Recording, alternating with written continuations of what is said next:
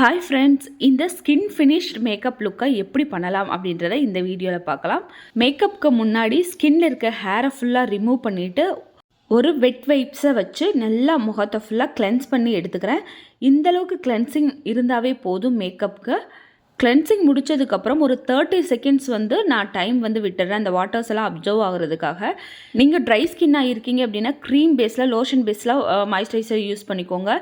Oil ஸ்கின்னாக இருக்கீங்க அப்படின்னா silicon பேஸில் ஜெல் பேஸில் மாய்ஸ்சரைசர் யூஸ் பண்ணிக்கோங்க. இல்லை காமனாக ஒரு மாய்ஸ்சரைசர் சொல்லுங்கள் அப்படின்னா வாட்டர் பேஸ்டான மாய்ஸ்சரைசர் யூஸ் பண்ணிக்கோங்க. அது dry skin, oil skin, normal skin, combination skin எல்லாத்துக்குமே நல்லாயிருக்கும். நான் இன்றைக்கி வாட்டர் பேஸ்டான மாய்ஸ்சரைசர் தான் யூஸ் பண்ணியிருக்கேன். ஆஃப்டர் மாய்ஸ்சரைசர் ஒரு 30 செகண்ட்ஸ் நான் ட்ரை ஆகிறதுக்கு விட்டுட்டு அப்புறம் நான் ப்ரைமர் போகிறேன். ப்ரைமர் இன்றைக்கி நான் சிலிக்கான் பேஸ்டான ப்ரைமர் தான் போகிறேன். ப்ரைமர் ஒரு மேக்கப்புக்கு ரொம்ப ரொம்ப முக்கியம். ஏன் அப்படின்னா நம்ம யூஸ் பண்ணுற எந்த ஒரு கெமிக்கல் மேக்கப் ப்ராடக்ட்ஸும் நம்ம ஸ்கின்னை அஃபெக்ட் பண்ணாமல் இருக்கும். மேக்கப் ப்ராடக்ட் எதுவுமே நம்ம ஸ்கின்குள்ளே போகாமல் ஒரு லேயராகவும் அது இருக்கும். இன்றைக்கி ஆரஞ்சு கலர் கரெக்டர் பேஸ் தான் நான் போகிறேன். எல்லிகளில் ஆரஞ்சு கலர் கரெக்டர் நான் யூஸ் பண்ணியிருக்கேன். எனக்கு இருக்க பிக்மெண்டேஷன், டார்க் சர்க்கிள் எல்லாத்தையுமே நான் கவர் பண்ணிடுறேன். அப்புறம் நைக்காவில் ஒரு கன்சீலர் பேலட் எடுத்து என்னோடய ஷேடுக்கு விட 1 or 2 ஷேடு டார்க்கர் கன்சீலர் எடுத்து நான் எந்தெந்த இடத்துல ஆரஞ்சு கலர் கரெக்டர் யூஸ் பண்ணியிருக்கேனோ அதை ஃபுல்லாக நான் சீல் பண்ணுறேன். ப்ரைமருக்கு அப்புறம் ஆரஞ்சு கலர் கரெக்டர் யூஸ் பண்ணாமல் ஸ்ட்ரெயிட்டாக இந்த ஸ்டெப்பையும் நீங்கள் எடுத்துக்கலாம், depend upon the skin type. இன்றைக்கி ஃபவுண்டேஷனுக்கு ஃபார்எவர் 52ல் ப்ரோ ஆர்டிஸ்ட் ஃபவுண்டேஷன் நான் யூஸ் பண்ணுறேன். இது ஒரு ஃபுல் கவரேஜ் ஃபவுண்டேஷன். நான் ரொம்ப லைட்டான ஸ்கின் ஃபினிஷ் கொடுக்க போகிறதுனால ரொம்ப லைட்டாக தான் எடுத்துக்கிறேன். மீடியம் ஷேடில் ஒரு ட்ராப்பும் டார்க் ஷேடில் ஒரு ட்ராப்பும் எடுத்துக்கிறேன். ஏன்னா டார்க் ஷேடு என்னோடய ஷேடை விட ரொம்ப டார்க்காக இருக்குது, மீடியம் ஷேடு என்னோடய ஷேடை விட லைட்டாக இருக்குது. ஸோ ரெண்டையுமே நான் மிக்ஸ் பண்ணி எடுத்துக்கிறேன். நான் ஃபுல் கவரேஜ் கொடுக்க போகிறேன் அப்படின்னா நான் ப்ரஷில் யூஸ் பண்ணியிருந்திருப்பேன். நான் ரொம்ப லைட்டான கவரேஜ் கொடுக்க போகிறதுனால அங்கங்கே டாட்ஸ் வச்சு நான் ஃபுல்லாக பிளெண்ட் பண்ணிக்கிறேன். பிளெண்டரை எப்பயுமே வெட்டாக்கிட்டு யூஸ் பண்ணுங்கள், அப்போ தான் உங்களுக்கு ஈவன் ஃபினிஷிங் கிடைக்கும். இப்போலாம் most of the bride full coverage கேட்குறதே இல்லை, ஸ்கின் ஃபினிஷில் இருக்கணும் அப்படின்னு கேட்குறாங்க. ஸோ அந்த மாதிரி ஒரு லுக்கை நம்ம க்ரியேட் பண்ணுறதுக்கு ஃபுல் கவரேஜ் கொடுக்காமல் லைட்டாக மட்டும் கவரேஜ் கொடுத்தாவே போதுமானது. நான் ஃபவுண்டேஷனை ட்ரையாக விடாமல் அப்பப்போ டாட்ஸ் வச்சு அப்படியே உடனே பிளெண்ட் பண்ணிக்கிறேன்.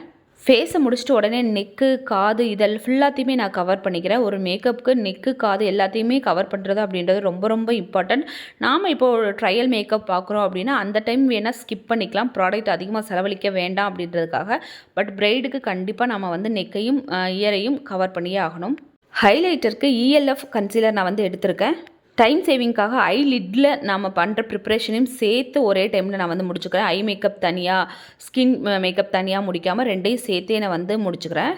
ஹைலைட்டர் கன்சீலர் எங்கெங்கே யூஸ் பண்ணணுமோ அங்கே ஃபுல்லாகவே நான் ஃபஸ்ட்டு டாட்டாக வச்சு அப்புறம் நல்லா பிளெண்ட் பண்ணிவிட்டு அடுத்த இடத்துக்கு போகிறேன். அப்படி தான் கன்சீலருமே நான் அப்ளை பண்ணிக்கிறேன். ட்ரையாக விடாமல் உடனே பிளெண்ட் பண்ணிக்கிறேன்.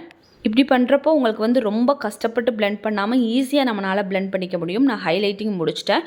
அப்புறம் கே பியூட்டிலேருந்து காண்டோர் ஸ்டிக்கு நான் யூஸ் பண்ணிக்கிறேன். காண்டோரும் ப்ளஷ்ஷும் க்ரீம் பேஸில் தான் இன்றைக்கி நான் கொடுக்குறேன். பொதுவாக க்ரீம் பேஸில் ப்ராடக்ட் காண்டோரும் ப்ளஷ்ஷும் எடுக்கிறதுக்கு நிறைய பேர் பயப்படுவாங்க. ஸோ ஒரு நல்ல ஃபினிஷிங் வேணும் அப்படின்னா நீங்கள் க்ரீம் பேஸில் போகிறப்போ அது ஒரு ஃப்ளாலெஸ் ஃபினிஷ் உங்களுக்கு கிடைக்கும். காண்டோர் நல்லா பிளெண்ட் பண்ணிவிட்டு ப்ளஷ்மே நான் இன்சைட் பிராண்ட்லேருந்து க்ரீம் ப்ளஷ் எடுத்துக்கிறேன். இந்த மாதிரி க்ரீம் பேஸில் யூஸ் பண்ணுறப்போ ஒரு பிங்கிஷ் ஷேடில் முகம் நேச்சுரலாகவே தெரியும். அப்புறம் லூஸ் பவுடர் யூஸ் பண்ணி நான் செட் பண்ணிக்கிறேன். நான் எந்தெந்த இடத்துல ஃபவுண்டேஷன் ஹைலைட்டிங் யூஸ் பண்ணனோ அந்த இடத்துல மட்டும்தான் நான் செட் பண்ணுறேன். காண்டோரும் ப்ளஷ்ஷும் யூஸ் பண்ண இடத்துல நான் செட் பண்ணலை, நல்லா பார்த்துக்கோங்க. அப்புறம் ஒரு 5 to 10 மினிட்ஸ்க்கு அப்புறம் லைட்டாக மட்டும் டஸ்ட் ஆஃப் பண்ணி அந்த பவுடர்ஸை நான் எடுத்துடுறேன். இப்போ க்ரீம் காண்டோர் யூஸ் பண்ண இடத்துல பவுடர் காண்டோர் லைட்டாக டச்சப் பண்ணுறேன். அதே போல் க்ரீம் ப்ளஷ் யூஸ் பண்ண இடத்துல பவுடர் ப்ளஷ்ஷை வச்சு லைட்டாக டச்சப் பண்ணிக்கிறேன். உடனே நான் ஐ மேக்கப்புக்கு வந்துடுறேன். நீங்கள் ஐ மேக்கப் முடிச்சுட்டு கூட ஸ்கின் மேக்கப் முடிக்கலாம். நான் டைம் சேவிங்காக ரெண்டையுமே அட் அ டைம் முடிச்சுட்டு வந்துட்டுருக்கேன். ஸோ ஐ மேக்கப் ரொம்ப ஒரு சிம்பிளாக ஒரு பிங்கிஷ் ஷேட் மாதிரி பேஸ் கொடுத்துட்டு அதில் ஒரு கோல்டு கலர் ஷிம்மர் யூஸ் பண்ணி இந்த ஐ மேக்கப்பை நான் ஃபினிஷ் பண்ணுறேன். ஐ மேக்கப் முடித்ததுக்கப்புறம் மிச்சம் இருக்க பவுடர்ஸையுமே நான் டஸ்ட் ஆஃப் பண்ணி எடுத்துடுறேன். இப்போ ஐப்ரோஸ் ஃபில் பண்ணிக்கிறேன். ரொம்ப நேச்சுரல் லுக்காக வேணும் அப்படின்றதுக்காக லைட்டாக நான் டச்சப் பண்ணுறேன். பிஃபோர் அண்ட் ஆஃப்டர் ஐப்ரோஸ் பாருங்கள், ரொம்ப நேச்சுரல் லுக்காக ஃபினிஷ் பண்ணிக்கணும். நான் பிஏசியில் ஐப்ரோ பேலட் தான் யூஸ் பண்ணிக்கிறேன். எனக்கு ஐப்ரோஸ் ஒன்று கொஞ்சம் மேலே ஒன்று கீழே அந்த மாதிரி இருக்கும். ஸோ ஈவனாக இருக்கணும் அப்படின்றதுக்காக கொஞ்சம் ஐப்ரோக்கு டைம் ஸ்பெண்ட் பண்ணி நேச்சுரல் லுக்காக இருக்கணும், ஈவன் ஃபினிஷாக இருக்கணும் அப்படின்ற மாதிரி நான் முடிச்சுக்கிறேன். அப்புறம் ரெனியில் வந்து காஜல் பென்சில் தான் நான் யூஸ் பண்ணிக்கிறேன். ஐ லைனருக்கும் காஜல் ரெண்டுக்குமே நான் அந்த பென்சில் தான் யூஸ் பண்ணி நான் ஃபில் பண்ணிக்கிறேன். பாருங்கள் லுக் எவ்வளோ சூப்பராக இருக்குது அப்படின்னு சொல்லிட்டு. ரெனி ஐப்ரோ பென்சில் வந்து உங்களுக்கு நார்மல் ஸ்கின்ல ஈவனாக வரும். பட் ஐ ஷேடோஸ் யூஸ் பண்ணதுக்கப்புறம் உங்களுக்கு அந்த ஈவனாக வரல அப்படின்னா லைட்டாக வந்து நீங்கள் ரெனி பென்சில் யூஸ் பண்ணிவிட்டு மேலே ஐ லைனர் வந்து யூஸ் பண்ணிக்கோங்க. அப்புறம் நான் ஃபேஸஸ் கன்னடாலேருந்து மஸ்காரா யூஸ் பண்ணிக்கிறேன். இந்த மஸ்காரா வந்து வால்யூமைஸ்டு மஸ்காரா சூப்பராக இருக்கும். ஆனால் ஒரு 4 டைம்ஸ் நான் யூஸ் பண்ணிட்டேன். கொஞ்சம் ஹெவியாக இருக்கிற மாதிரி ஃபீல் இருக்குது. மற்றபடி வந்து வால்யூம்னஸ் கொடுக்குறது சூப்பராக இருக்குது. அப்புறம் வந்து நான் லிப்ஸ்டிக்கும் ஃபில் பண்ணிக்கிறேன். கே பியூட்டிலேருந்து ஒரு நியூட் கலர் தான் நான் எடுத்திருக்கேன். அப்புறம் மேக்லேருந்து காம்பேக்ட் பவுடர் எடுத்துகிட்டு அந்த க்ரீஸ் லைனில் வந்து ஈவன் அப் பண்ணிக்கிறேன். இந்த லுக்கு எப்படி இருக்குது அப்படின்றத வந்து கண்டிப்பாக கமெண்டில் சொல்லுங்கள்.